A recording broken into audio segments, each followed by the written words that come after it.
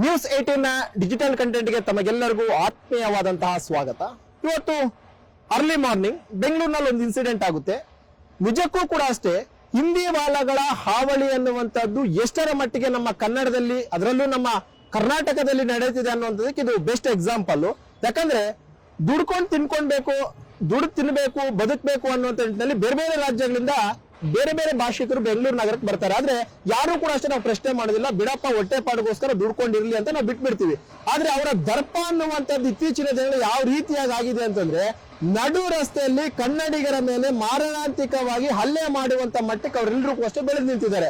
ಈ ಒಂದು ಕಾರಣಕ್ಕೋಸ್ಕರನೇ ಕನ್ನಡಿಗರೆಲ್ಲರೂ ಕೂಡ ಅಷ್ಟೇ ತಮ್ಮ ಆಕ್ರೋಶವನ್ನ ಹೊರ ಹಾಕುವಂತಹ ಸಂದರ್ಭಗಳು ಕೂಡ ಅಷ್ಟೇ ಬೆಂಗಳೂರು ನಗರದಲ್ಲಿ ಎದುರಾಗಿದೆ.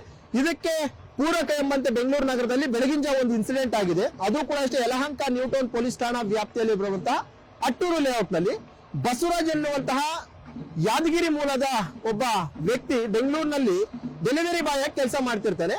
ಡೆಲಿವರಿ ಬಾಯ್ ಕೆಲಸ ಮಾಡ್ತಿದ್ದಾನೆ ಅಂತ ಬೆಳಗಿನ ಜಾವನೇ ಇವತ್ತು ಏನಾದ್ರೂ ಒಂದು ದುಡ್ಡು ಮಾಡ್ಬೇಕು, ಒಂದಷ್ಟು ದುಡ್ಡು ದುಡಿಯೋಣ ಅಂತ ಹೇಳ್ಬಿಟ್ಟು ಡೆಲಿವರಿ ಕೆಲಸಕ್ಕೆ ಅಂತ ಜೆಪ್ಟೋದಲ್ಲಿ ಬರ್ತಾನೆ. ಆ ಒಂದು ಸಂದರ್ಭ ಒಂದು ಆರ್ಡರ್ ಬರುತ್ತೆ, ಆತನಿಗೆ 4:15 ಸುಮಾರು ಒಂದು ಆರ್ಡರ್ ಬರುತ್ತೆ. ಆರ್ಡರ್ ನ ಪಿಕ್ ಮಾಡಿಕೊಂಡು ಕೊಡುವಂತಹ ಸಂದರ್ಭದಲ್ಲಿ ಅಲ್ಲೇ ರಸ್ತೆ ಬದಿಯಲ್ಲಿ ಒಂದು 3-4 ಜನ ಯುವತಿಯರು ನಿಂತ್ಕೊಂಡಿರ್ತಾರೆ. ನಿಂತ್ಕೊಂಡಂತವ್ರು ಏಕಾಏಕಿ ಜೋರಾಗಿ ಮಾತನಾಡುವಂತದ್ದು ಇದೆಲ್ಲವನ್ನು ಕೂಡ ಮಾಡ್ತಿರ್ತಾರೆ. ಅದೇ ಒಂದು ಮಾರ್ಗವಾಗಿ ಬಸವರಾಜ್ ಬರ್ತಾರೆ. ಬಸವರಾಜ್ ಬಂದಂತ ವೇಳೆಯಲ್ಲಿ ಆತನನ್ನು ನೋಡಿದಂತವ್ರು ಏಕಾಏಕಿ ಹಿಂದಿ ಭಾಷೆಯಲ್ಲಿ ಕೆಟ್ಟದಾಗಿ ಬಯೋದಕ್ಕೆ ಶುರು ಮಾಡ್ತಾರೆ. ಯಾವಾಗ ಬಯಕ್ ಶುರು ಮಾಡ್ತಾರೋ ಆವಾಗ ಆ ಸಂದರ್ಭ ಬಸವರಾಜ್ ಅದು ಕೇಳಿಸುತ್ತೆ. ಇಮಿಡಿಯೇಟ್ ಆಗಿ ಆತ ಬೈಕ್ ಅನ್ನ ವಾಪಸ್ ತಿರುಗಿಸ್ಕೊಂಡು ಬಂದು ಅವರ ಬಳಿ ಹೋಗಿ ಕೇಳ್ತಾನೆ, ಏನಕ್ಕೆ ನೀವು ಹಿಂದಿಯಲ್ಲಿ ಬೈತಾ ಇದ್ದೀರ, ನಾನು ಏನ್ ಮಾಡಿದೆ ಅಂತಾನು ಕೂಡ ಕೇಳ್ತಾರೆ. ಅವಾಗ ಅವರು ಏಕಾಏಕಿ ಬಸವರಾಜ್ ಮೇಲೆ ಹೋಗ್ತಾರೆ. ಅವಾಚ್ಯ ಶಬ್ದಗಳಿಂದ ನಿಂದನೆ ಮಾಡಕ್ ಮುಂದಾಗ್ತಾರೆ. ಅದರಲ್ಲಂತೂ ಒಂದಿಬ್ರು ಹೆಣ್ಮಕ್ಳು ಹೋಗಿ ಆತನನ್ನ ಹೊಡೆಯೋಕು ಕೂಡ ಅಷ್ಟೇ ಶುರು ಮಾಡ್ತಾರೆ. ಆಗ ಆತಗೆ ಏನ್ ಮಾಡ್ಬೇಕು ಅಂತ ಗೊತ್ತಾಗಲ್ಲ. ಯಾಕಂದ್ರೆ 4-5 ಜನ ಹುಡುಗಿಯರು ಏಕಾಏಕಿ ಬಂದು ಹೊಡೆಯಕ್ ಶುರು ಮಾಡಿದಂತ ವೇಳೆಯಲ್ಲಿ ಆತ ಹೇಗ್ ತಪ್ಪಿಸ್ಕೊಳ್ಬೇಕು, ಮತ್ತೆ ಏನ್ ಮಾಡ್ಬೇಕು, ತಪ್ಪಿಸ್ಕೊಂಡು ನೋಡಿದೆ ಅಂತ ಅಂದ್ರೆ ಇಲ್ಲಿ ಬೈಕ್ ನ ಬಿಟ್ಟು ಹೋಗ್ಬೇಕು, ಮತ್ತೆ ಬೈಕ್ ಏನಾದ್ರು ಮಾಡ್ತಾರೆ ಅನ್ನೋ ಒಂದಷ್ಟು ಭಯ ಆತನಿಗೆ ಇದ್ದೇ ಇತ್ತು. ಆ ಕಾರಣಕ್ಕೋಸ್ಕರ ಆತ ಅವರಿಂದ ಏಟ್ ತಿಳ್ತಾನೆ. ಏಟ್ ತಿಂದಿದ್ದಾದಂತ ಬಳಿಕ ಇಮಿಡಿಯೇಟ್ ಆಗಿ ಆತ ಈ ಕಡೆ ಸ್ವಲ್ಪ ದೂರದಲ್ಲಿ ಬಂದ್ಬಿಟ್ಟು 112ಗೆ ಫೋನ್ ಮಾಡ್ತಾನೆ. ಫೋನ್ ಮಾಡ್ಬಿಟ್ಟು ಪೊಲೀಸರಿಗೆ ಇಂತಹ ಒಂದು ಪರ್ಟಿಕ್ಯುಲರ್ ಅಂತ ಪ್ಲೇಸ್ ನಲ್ಲಿ ಈ ರೀತಿ ನನ್ನ ಮೇಲೆ ಅಟ್ಯಾಕ್ ಆಗಿದೆ, ಈ ರೀತಿ ನಾನು ಬೈತಾ ಇದ್ರಿ, ಏನಕ್ಕೆ ಅಂತ ಕೇಳಿದಂತ ವೇಳೆಯಲ್ಲಿ ನನ್ನ ಮೇಲೆ ಹಲ್ಲೆ ಮಾಡಿದ್ರು ಅನ್ನೋಂತ ಒಂದು ವಿಚಾರವನ್ನ ಕಂಟ್ರೋಲ್ ರೂಮ್ಗೆ ಮಾಹಿತಿಯನ್ನು ಕೊಡ್ತಾನೆ. ಇಮಿಡಿಯೇಟ್ ಆಗಿ ಯಲಹಂಕ ನ್ಯೂ ಟೌನ್ ಪೊಲೀಸರಿಗೆ ಮಾಹಿತಿ ಹೋಗುತ್ತೆ. ಪೊಲೀಸರಲ್ಲಿ ಹೋಗುವಂತಹ ವೇಳೆಗೆ ಈತ ಫೋನ್ ಮಾಡುವಂತ ವಿಚಾರವನ್ನ ತಿಳ್ಕೊಂಡಂತವ್ರು ಎಗೇನು ಅವರ ಒಂದಷ್ಟು ಜನ ಸ್ನೇಹಿತರಿಗೆ ಫೋನ್ ಮಾಡಿಬಿಟ್ಟು ಆ ಒಂದು ಪ್ಲೇಸ್ಗೆ ಕರೆಸ್ಕೊಂಡು ಪೊಲೀಸ್ ಹೋಗೋ ಅಷ್ಟರೊಳಗೆ ಅಲ್ಲಿಗೆ ಮತ್ತೆ ಆತ ಬಸವರಾಜ್ ಮೇಲೆ ಹಲ್ಲೆಯನ್ನ ಮಾಡ್ತಾರೆ. ಆ ಸಿಸಿಟಿವಿಯಲ್ಲಿ ಬಹಳ ಅಂದ್ರೆ ಬಹಳ ಸ್ಪಷ್ಟವಾಗಿ ಗೊತ್ತಾಗುತ್ತೆ ಯಾವ ರೀತಿಯಾಗಿ ಹಲ್ಲೆ ಮಾಡ್ತಿದ್ದಾರೆ ಅಂತ ಹೇಳ್ಬಿಟ್ಟು. ಕೆಳಗಡೆ ಹಾಕೊಂಡು ಆತನನ್ನ ಅಮಾನುಷ ರೀತಿಯಲ್ಲಿ ತುಳಿಯುವಂತ ಒಂದು ಕೆಲಸವನ್ನ ಮಾಡ್ತಾರೆ. ಇಷ್ಟೆಲ್ಲ ಆದಂತ ಬಳಿಕ ಪೊಲೀಸರು ಬರ್ತಾರೆ ಅನ್ನೋ ವಿಚಾರ ಗೊತ್ತಾಗಿದೆ. ಅಲ್ಲಿಂದ ಎಲ್ಲರೂ ಕೂಡ ಅಷ್ಟೇ ಎಸ್ಕೇಪ್ ಆಗ್ತಾರೆ. ಈ ಒಂದು ಘಟನೆ ಆಗಿರುವಂತದ್ದು ಬೆಳಗಿನ ಜಾವ 4:45 ಎಗೇನ್ ಆತ ಇಮಿಡಿಯೇಟ್ ಆಗಿ ಹೊಯ್ಸಳ ಮುಖಾಂತರವಾಗಿ ಹೋಗಿ ಒಂದು ಮೆಡಿಕಲ್ ಅನ್ನ ಮಾಡಿಸ್ತಾರೆ. ಮೆಡಿಕಲ್ ಮಾಡಿಸಿ ಪೊಲೀಸ್ ಸ್ಟೇಷನ್ಗೆ ಕಂಪ್ಲೇಂಟ್ ಕೊಡಕ್ ಹೋಗ್ತಾನೆ. ಆದ್ರೆ ಆರಂಭದಲ್ಲಿ ಪೊಲೀಸರ ಕಂಪ್ಲೇಂಟ್ ತಗೊಂಡಿಲ್ಲ ಅನ್ನುವಂತ ಒಂದಷ್ಟು ಆರೋಪಗಳು ಕೇಳಿ ಬರ್ತಾ ಇದೆ. ಆತನಿಗೆ ಏನ್ ಮಾಡ್ಬೇಕು ಅನ್ನುವಂಥದ್ದು ತೋಚದಂತಹ ಸ್ಥಿತಿಯಲ್ಲಿ ಆತನಿಗೆ ಒಬ್ಬ ಕನ್ನಡ ಪರ ಸಂಘಟನೆಯಲ್ಲಿ ಒಬ್ಬ ಸ್ನೇಹಿತ ಇರ್ತಾನೆ. ಆ ಸ್ನೇಹಿತನ ಮುಖಾಂತರವಾಗಿ ಅವರನ್ನ ಅಪ್ರೋಚ್ ಮಾಡಿಬಿಟ್ಟು ಇಮಿಡಿಯೇಟ್ ಆಗಿ ಕನ್ನಡ ಪರ ಸಂಘಟನೆಯವರು Yelahanka new town police station ಬಳಿ ಹೋಗ್ತಾರೆ. ಅಲ್ಲಿ ಹೋದಂತಹ ವೇಳೆಯಲ್ಲಿ ಸಾಕಷ್ಟು ನೂರಾರು ಸಂಖ್ಯೆಯಲ್ಲಿ ಜನರು ಜಮಾಯಿಸಿದಂತ ಕಾರಣಕ್ಕೋಸ್ಕರ ಪೊಲೀಸರು ಇಮಿಡಿಯೇಟ್ ಆಗಿ ಬಸವರಾಜನನ್ನ ಕರೆಸ್ಕೊಂಡು ಏನಾಯ್ತು ಅಂತ ಕಂಪ್ಲೀಟ್ ಆಗಿ ಒಂದು ದೂರನ್ನ ಪಡ್ಕೊಳ್ತಾರೆ. ದೂರ ಪಡ್ಕೊಂಡಿದ್ದ ಅಂತ ಬಳಿಕ ಇಮಿಡಿಯೇಟ್ ಆಗಿ ಘಟನಾ ಸ್ಥಳಕ್ಕೆ ಹೋಗ್ತಾರೆ, ವೆರಿಫೈ ಮಾಡ್ತಾರೆ. ವೆರಿಫೈ ಮಾಡಿದಂತ ವೇಳೆಯಲ್ಲಿ ಸಿಸಿ ಕ್ಯಾಮೆರಾದಲ್ಲಿ ಆ ಬಸವರಾಜ್ ಮೇಲೆ ಹಲ್ಲೆ ಮಾಡುತ್ತಿರುವಂತದ್ದು, ಅದರಲ್ಲಿ ಹಿಂದಿ ವಾಲಾಗಳು ಯಾವ ರೀತಿಯಾಗಿ ದುರ್ವರ್ತನೆಯನ್ನ ತೋರದು ಅನ್ನುವಂಥದ್ದು ಬಹಳ ಸ್ಪಷ್ಟವಾಗಿ ಕ್ಯಾಪ್ಚರ್ ಆಗಿರುತ್ತೆ. ಪೊಲೀಸರು ಇಮಿಡಿಯೇಟ್ ಆಗಿ ಒಂದು ಎಫ್ಐಆರ್ ಅನ್ನ ಕೂಡ ರಿಜಿಸ್ಟರ್ ಮಾಡ್ತಾರೆ. ಎಫ್ಐಆರ್ ರಿಜಿಸ್ಟರ್ ಮಾಡಿದಾದಂತ ಬಳಿಕ ಪೊಲೀಸರಿಗೆ ಹೇಳ್ತಾ ಇರುವಂತದ್ದು ಏನು ಅಂತಂದ್ರೆ, ನಾವು ಆರೋಪಿಗಳನ್ನ ಬಂಧನ ಮಾಡ್ತೀವಿ ಅಂತ ಹೇಳ್ಬಿಟ್ಟು. ಆದ್ರೆ ಈ ವಿಚಾರ ತಿಳ್ಕೊಂಡಂತ ಕನ್ನಡ ಪರ ಸಂಘಟನೆಯವರು ಪೊಲೀಸ್ ಸ್ಟೇಷನ್ ನ ಬಳಿ ಹೋಗ್ಬಿಟ್ಟು ಅವರು ಕೂಡ ಅಷ್ಟೇ ಪ್ರತಿಭಟನೆ ಮಾಡಕ್ ಮುಂದಾಗ್ತಾರೆ.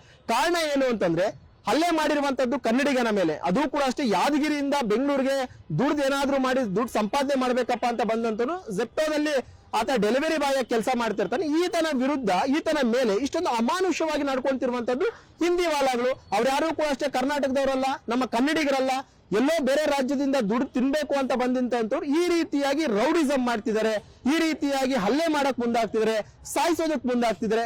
ಇಂಥವ್ರಿಗೆ ಯಾಕೆ ರಕ್ಷಣೆ ಕೊಡ್ತಾ ಇದ್ದೀರಾ? ಗೃಹ ಇಲಾಖೆ ಏನ್ ಮಾಡ್ತಾ ಇದೆ, ಹೋಮ್ ಮಿನಿಸ್ಟರ್ ಏನ್ ಮಾಡ್ತಿದ್ದಾರೆ ಅಂತ ಹೇಳ್ಬಿಟ್ಟು ಒಂದಷ್ಟು ಕಾಲ ಪ್ರತಿಭಟನೆಯನ್ನ ಮಾಡ್ತಾರೆ.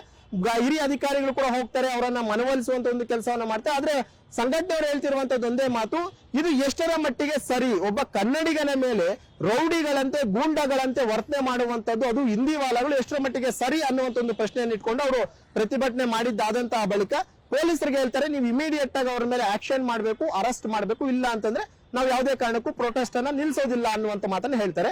ಪೊಲೀಸರು ಕೂಡ ಈಗಾಗಲೇ ಹಿರಿಯ ಅಧಿಕಾರಿಗಳ ಗಮನ ತಂದಿದ್ದಾರೆ. ಇಮಿಡಿಯೇಟ್ ಆಗಿ ಅವ್ರು ಯಾರು ಹಲ್ಲೆ ಮಾಡಿದ್ರೆ ಅವ್ರನ್ನ ಅರೆಸ್ಟ್ ಮಾಡಿ ಅಂತಾನು ಕೂಡ ಅಷ್ಟೇ ಹಿರಿಯ ಅಧಿಕಾರಿಗಳು ಕೂಡ ಅಷ್ಟೇ ಯಲಹಂಕ ನ್ಯೂ ಟೌನ್ ಪೊಲೀಸರಿಗೆ ಹೇಳಿದ್ದಾರೆ. ಸದ್ಯಕ್ಕೆ ಪೊಲೀಸರು ವಿಶೇಷ ತಂಡಗಳಿಂದ ಆರೋಪಿಗಳಿಗೋಸ್ಕರ ಹುಡುಕಾಟವನ್ನ ಮಾಡ್ತಾ ಇದ್ದಾರೆ.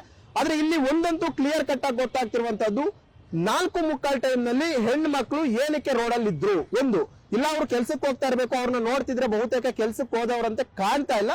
ಬಹುತೇಕ ರಾತ್ರಿ ಇಡೀ ಪಾರ್ಟಿ ಮಾಡಿದಂತ ಗುಂಗಿನಲ್ಲಿ ಕುಡಿದಂತ ಅಮಲ್ನಲ್ಲಿ ಬೆಳಗಿನ ಜಾವ ಅವರು ರೋಡ್ಗೆ ಬಂದಿದ್ದಾರೆ. ಆ ಒಂದು ಕುಡಿದಂತ ಅಮಲ್ನಲ್ಲಿ ಈ ರೀತಿಯಂತಹ ಒಂದು ಹಲ್ಲೆ ಮಾಡೋದಕ್ಕೆ ಮುಂದಾಗಿರಬಹುದು ಅನ್ನುವಂಥದ್ದು ಪ್ರತಿಯೊಬ್ಬರು ಕೂಡ ಹೇಳ್ತಾ ಇದ್ದಾರೆ. ಆದ್ರೆ ಇದೆಲ್ಲವನ್ನೂ ಕೂಡ ಅಷ್ಟೇ ಪೊಲೀಸರು ಬಹಳ ಸೀರಿಯಸ್ ಆಗಿ ತಗೊಳ್ಬೇಕು. ಯಾಕಂದ್ರೆ ಇವತ್ತು ಈ ರೀತಿಯಂತ ಘಟನೆಯನ್ನ ಮಾಡೋದಕ್ಕೆ ಬಿಟ್ರಿ ಅಂತಂದ್ರೆ ನಾಳೆ ಬೇರೆ ರೀತಿಯಂತ ಘಟನೆ ಆಗುತ್ತೆ. ಚಾಕು ಚೂರಿ ಹಾಕ್ಬಹುದು ಅಥವಾ ಅವ್ರನ್ನ ಕೊಲೆ ಮಾಡಬಹುದು. ಇಂಥ ಘಟನೆಗಳು ಕೂಡ ಅಷ್ಟೇ ಮುಂದಿನ ದಿನಗಳಲ್ಲಿ ಆಗುತ್ತೆ. ಅದೆಲ್ಲವನ್ನೂ ಕೂಡ ಅಷ್ಟೇ ನಿರ್ನಾಮ ಮಾಡಬೇಕು. ಬೇರೆ ಬೇರೆ ರಾಜ್ಯಗಳಿಂದ ಬಂದಂತವರು ಈ ರೀತಿಯಾಗಿ ದರ್ಪ ತೋರಕ್ ಬಿಟ್ರಿ ಅಂತಂದ್ರೆ ಬಹುತೇಕ ನಾಳೆ ಕನ್ನಡಿಗರಿಗೆ ಇಲ್ಲಿ ರಕ್ಷಣೆನೇ ಇಲ್ದಂಗ ಆಗುತ್ತೆ. ಆ ಒಂದು ಕಾರಣಕ್ಕೋಸ್ಕರ ಇಮಿಡಿಯೇಟ್ ಆಗಿ ಅವ್ರನ್ನ ಅರೆಸ್ಟ್ ಮಾಡಬೇಕು ಅನ್ನೋಂಥ ಕೂಗು ಕೂಡ ಎಲ್ಲಾ ಕಡೆಯಿಂದ ಎದ್ದೇಳ್ತಾ ಇದೆ. ಅವ್ರನ್ನ ಯಾವುದೇ ಕಾರಣಕ್ಕೂ ಕೂಡ ಅಷ್ಟೇ ಅರೆಸ್ಟ್ ಮಾಡಿ ನಮ್ಮ ಕರ್ನಾಟಕ ರಾಜ್ಯದಿಂದ ವಾಪಸ್ ಅವರ ರಾಜ್ಯಕ್ಕೆ ಕಳಿಸಬೇಕು ಅನ್ನೋ ಒಂದೊಂದಷ್ಟು ಕೂಗುಗಳು ಕೂಡ ಅಷ್ಟೇ ಕನ್ನಡ ಪರ ಸಂಘಟನೆ ಹೊತ್ತಿರುವಂತದ್ದು. ಈ ವಿಚಾರಕ್ಕೆ ಸಂಬಂಧಪಟ್ಟಂತೆ ಬಸವರಾಜ್ ಸದ್ಯಕ್ಕೆ ಒಂದು ದೂರನ್ನು ಕೂಡ ಅಷ್ಟು ದಾಖಲೆ ಮಾಡಿದ್ದಾರೆ. ಆ ದೂರಿನಲ್ಲಿ ಕೂಡ ಅಷ್ಟೇ ಅವರು ಬಹಳ ಸ್ಪಷ್ಟವಾಗಿ ಹೇಳಿದ್ದಾರೆ, ಎಲ್ಲಿಂದ ಎಲ್ಲಿಗೆ ಹೋಗ್ತಾ ಇದ್ದೆ, ಯಾವ ರೀತಿ ಹಲ್ಲೆ ಮಾಡಿದ್ರು, ಅವ್ರು ಏನ್ ಬೈದ್ರು ಅಂತಾನು ಕೂಡ ಅಷ್ಟೇ ಆತ ಈಗಾಗಲೇ ಆ ಒಂದು FIR ನಲ್ಲಿ ಮೆನ್ಷನ್ ಅನ್ನ ಮಾಡಿದ್ದಾನೆ. ಆ ಒಂದು ಸಂಬಂಧಪಟ್ಟಂತೆ ಕೇಸ್ ರಿಜಿಸ್ಟರ್ ಮಾಡಿಕೊಂಡು ಪೊಲೀಸರಿಗಾಗಲೇ ಆರೋಪಿಗಳಿಗೋಸ್ಕರ ಹುಡುಕಾಟವನ್ನು ಮಾಡ್ತಿದ್ದಾರೆ. ಆದ್ರೆ ಇಲ್ಲಿವರೆಗೂ ಕೂಡ ಆರೋಪಿಗಳ ಬಗ್ಗೆ ಪೊಲೀಸರಿಗೆ ಸುಳಿವು ಇಲ್ಲ ಅನ್ನುವಂಥದ್ರ ಬಗ್ಗೆ ಹೇಳ್ತಾರೆ. ಯಾಕಂದ್ರೆ ಅಲ್ಲಿ ಅವರೆಲ್ಲರೂ ಕೂಡ ಅಷ್ಟೇ ಹೊಡೆದಿರುವಂತದ್ದು, ಆ ಫೋನ್ ಮಾಡಿದ ತಕ್ಷಣ ಹುಡುಗರು ಬಂದಿರೋಂಥದ್ದು ನೋಡ್ತಾ ಇದ್ರೆ ಆಲ್ಮೋಸ್ಟ್ ಆ ಇನ್ಸಿಡೆಂಟ್ ಆಗಿದ್ದಂತ ಪ್ಲೇಸ್ ನಿಂದ ಒಂದು 50 ರಿಂದ 100 ಮೀಟರ್ ಅಂತರದಲ್ಲಿ ಅವ್ರು ಇರುವಂತ ಚಾನ್ಸಸ್ ಇರುವಂತದ್ದು. ಅವರು ಬಹುತೇಕ ಬಾಡಿಗೆ ಮನೆ ಮಾಡ್ಕೊಂಡಿರ್ತಾರೆ, ರಾತ್ರಿ ಇಡೀ ಪಾರ್ಟಿ ಮಾಡಿರ್ತಾರೆ. ಯಾಕಂದ್ರೆ ವೀಕೆಂಡ್ ಬಂತು ಅಂದ್ರೆ ಸಾಕು ಬೆಂಗಳೂರು ನಗರದಲ್ಲಿ ಈ ಪಾರ್ಟಿ ಮಾಡುವಂತವ್ರ ಸಂಖ್ಯೆ ಜಾಸ್ತಿ ಇರುತ್ತೆ. ಅದರಂತೆ ಇವರು ಪಾರ್ಟಿ ಮಾಡಿಕೊಂಡು ಕುಡಿದಂತ ಅಮಲ್ನಲ್ಲಿ ಈ ರೀತಿಯಂತ ಹಲ್ಲೆ ಮಾಡಿರುವಂತ ಚಾನ್ಸಸ್ ಇದೆ ಅಂತ ಹೇಳ್ತಿದ್ರೆ, ಅದೇ ಒಂದ್ ವೇಳೆ ಏನಾದ್ರೂ ಬಸವರಾಜ್ ಏನಾದ್ರೂ ಒಂದು ಹುಡುಗಿ ಜೊತೆ ಅನುಚಿತವಾಗಿ ಏನಾದ್ರೂ ವರ್ತನೆ ಮಾಡಿದಿದ್ರೆ ಬಹುತೇಕ ಇಷ್ಟೊತ್ತಿಗೆ ಬಸವರಾಜ್ ಅರೆಸ್ಟ್ ಆಗ್ತಿದ್ದ. ಯಾಕಂದ್ರೆ ಯಾರು ಕೂಡ ಬಿಡೋದಿಲ್ಲ. ಒಂದು ಹೆಣ್ಣು ಮಗುವನ್ನ ಅನುಚಿತ ವರ್ತನೆ ಮಾಡ್ದ, ಅಸಭ್ಯ ರೀತಿಯಲ್ಲಿ ವರ್ತನೆಯನ್ನ ಮಾಡ್ದ, ಅತ್ಯಾಚಾರಕ್ಕೆ ಯತ್ನ ಮಾಡಿದಂತ ವೇಳೆಯಲ್ಲಿ ದೊಡ್ಡ ಮಟ್ಟದ ಚರ್ಚೆ ಆಗ್ತಾ ಇತ್ತು. ಅಥವಾ ಯಾರೇ ಆಗಿರ್ಲಿ ಅರೆಸ್ಟ್ ಮಾಡುವಂತ ಪ್ರಕ್ರಿಯೆ ಆಗ್ತಾ ಇತ್ತು. ಆದ್ರೆ ಇವತ್ತು ಡೆಲಿವರಿ ಬಾಯ್ ಮೇಲೆ ಈ ರೀತಿಯಾಗಿ ಮಾರಣಾಂತಿಕ ಹಲ್ಲೆ ಆಗಿದೆ. ರೋಡ್ ಅಲ್ಲಿ ಹಾಕೊಂಡು ತುಳಿತಾರ ಅವನ್ನ 4-5 ಜನ ಹಿಡ್ಕೊಂಡು ಕಪಾಳಕ್ಕೆಲ್ಲ ಹೊಡಿತಾರೆ.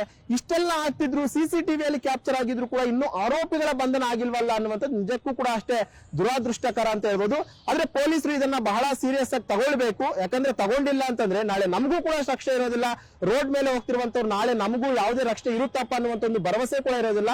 ಆ ಕಾರಣಕ್ಕೋಸ್ಕರ ನ್ಯೂಸ್ 18 ಕೂಡ ಅಷ್ಟೇ ತುಂಬಾ ಕಳಕಳಿಯಿಂದ ನಿಮ್ಮನ್ನ ಮನವಿ ಮಾಡ್ಕೊಳ್ತಾ ಇದೆ. ದಯವಿಟ್ಟು ಯಾರಿದ್ದಾರೆ ಅವರು ಆ ರೀತಿ ಹಿಂದಿ ವಾಲಾಗಳು ಕರ್ನಾಟಕ ರಾಜ್ಯಕ್ಕೆ ಬಂದು ಅದರಲ್ಲೂ ಬೆಂಗಳೂರಿಗೆ ಬಂದು ಈ ರೀತಿಯಾಗಿ ಹಲ್ಲೆಯನ್ನ ಮಾಡುವಂತದ್ದು, ಗೂಂಡಾವರ್ತನೆ ಮಾಡುವಂತದ್ದು ಯಾರು ಮಾಡಿದ್ರೆ ಅವ್ರನ್ನ ಕೂಡಲೇ ಅರೆಸ್ಟ್ ಮಾಡಬೇಕು.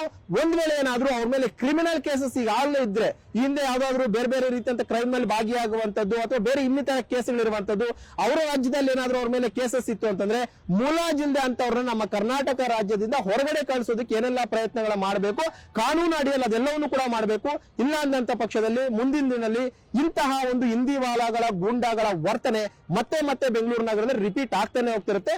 ಆ ಒಂದು ಕಾರಣಕ್ಕೋಸ್ಕರ ಇದನ್ನ ಸೀರಿಯಸ್ ಆಗಿ ತಗೊಂಡು ಯಾರು ಆ ಒಂದು ಡೆಲಿವರಿ ಬಾಯ್ ಮೇಲೆ ಹಲ್ಲೆಯನ್ನ ಮಾಡಿದ್ರೆ ಅವ್ರನ್ನ ಕೂಡಲೇ ಬಂಧನ ಮಾಡಬೇಕು ಅನ್ನುವಂಥದ್ದು ನಮ್ಮ ಕಳಕಳಿನೂ ಹೌದು. ಜೊತೆಗೆ ಕನ್ನಡ ಪರ ಸಂಘಟನೆಯವರ ಒಂದು ಕಳಕಳಿನೂ ಕೂಡ ಅದೇ. ಅವ್ರನ್ನ ಅರೆಸ್ಟ್ ಮಾಡಿಲ್ಲ ಅಂತಂದ್ರೆ ನಾವು ಉಗ್ರವಾದಂತಹ ಹೋರಾಟವನ್ನ ಮಾಡ್ತೀವಿ, ಪೊಲೀಸ್ ಸ್ಟೇಷನ್ಗೆ ಮುತ್ತಿಗೆಯನ್ನ ಹಾಕ್ತೀವಿ, ಪೊಲೀಸ್ ಸ್ಟೇಷನ್ ಮುಂದೆ ಪ್ರತಿಭಟನೆಯನ್ನು ಮಾಡ್ತೀವಿ ಅನ್ನುವಂಥದ್ದು ಎಚ್ಚರಿಕೆಯ ಸಂದೇಶವನ್ನ ಯಲಹಂಕ ನ್ಯೂ ಟೌನ್ ಪೊಲೀಸರಿಗೆ ಕನ್ನಡ ಪರ ಸಂಘಟನೆಯವರು ಕೊಟ್ಟಿದ್ದಾರೆ. ನಿರ್ಭೀತ, ನಿಷ್ಪಕ್ಷಪಾತ, ವಿಶ್ವಾಸಾರ್ಹ ಸುದ್ದಿಗಳಿಗೆ ಮತ್ತೊಂದು ಹೆಸರಾಗಿರುವಂತ ನ್ಯೂಸ್ 18 ಕನ್ನಡ ಈಗ ಆಪ್ನಲ್ಲೂ ಲಭ್ಯವಿದೆ. ದಯವಿಟ್ಟು ಇಲ್ಲಿರುವ QR ಕೋಡ್ ಅನ್ನ ಸ್ಕ್ಯಾನ್ ಮಾಡಿಕೊಂಡು ಆಪ್ ಅನ್ನ ಡೌನ್ಲೋಡ್ ಮಾಡೋದಕ್ಕೆ ಮರಿಬೇಡಿ. ನಿಮ್ಮ ಬೆಂಬಲ ಹೀಗೆ ಸದಾ ನಮ್ಮೊಂದಿಗಿರಲಿ. ಧನ್ಯವಾದ.